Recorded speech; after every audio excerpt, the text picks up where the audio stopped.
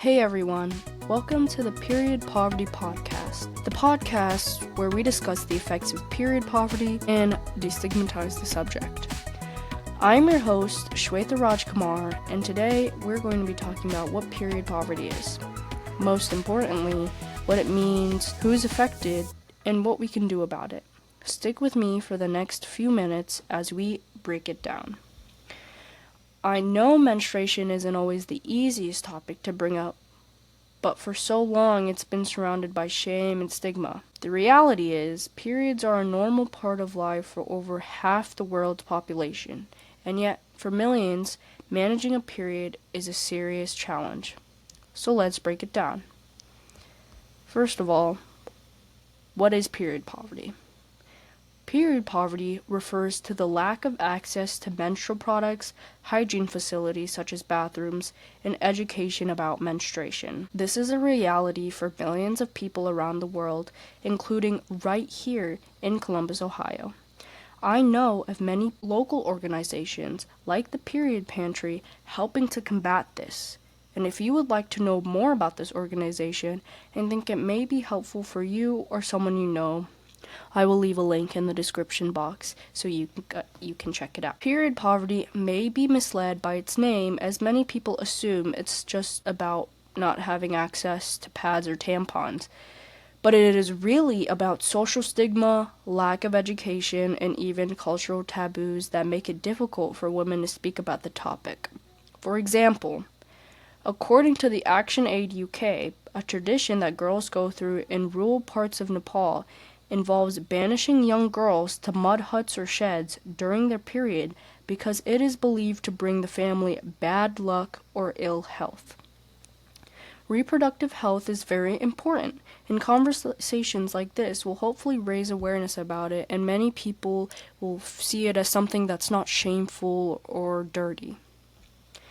Imagine missing school or work because you don't have the proper products or even resort to using old rags, newspapers, and other unconventional products that can cause infection. This is the harsh reality for many young people around the world.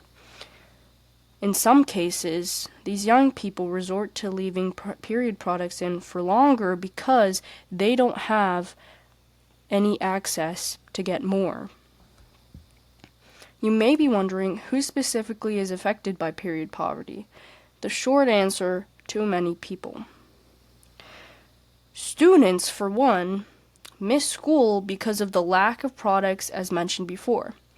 In Africa, it seems to be that 1 in 10 girls miss school because they don't have access to sanitary products.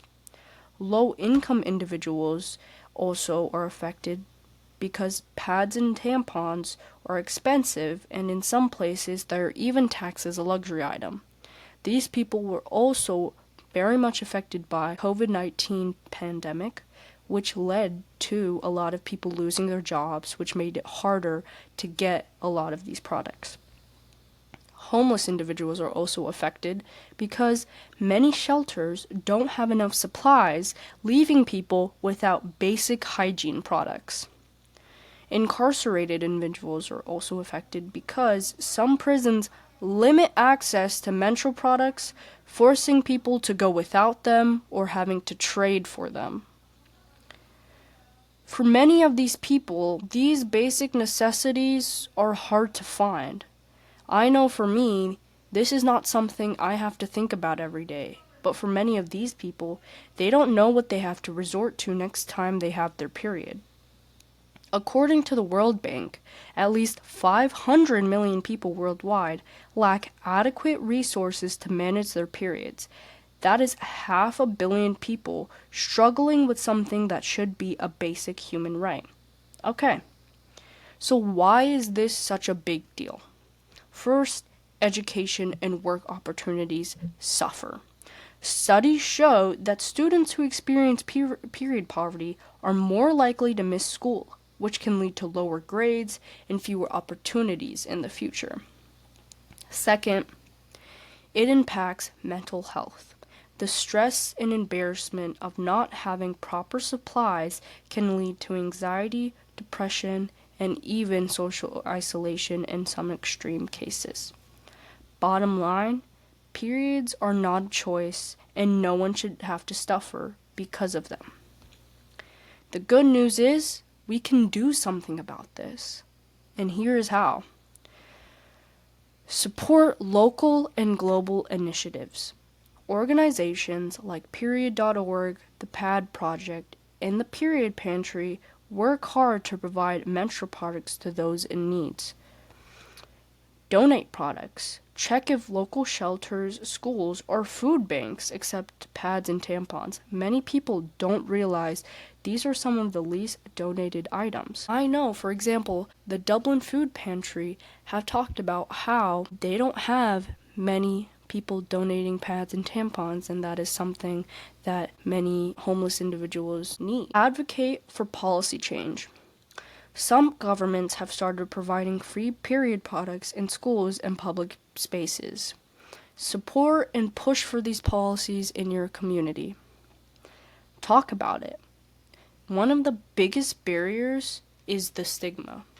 The more we talk about periods openly, the closer we get to normalizing menstruation and making sure no one feels ashamed or unprepared when it comes to their period. Period poverty is real, but it is solvable. By raising awareness, donating, and advocating for change, we can ensure that no one has to choose between food and a box of tampons again. Thanks for tuning in to the Period Poverty Podcast. If this episode resonated with you and gave helpful information, please consider sharing it with your friends and start the conversation.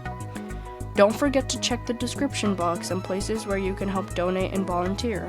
Until next time, let's keep breaking the stigma one conversation at a time. I'm Shweta Rajkumar, and this has been the first episode of the Period Poverty Podcast. See you next time.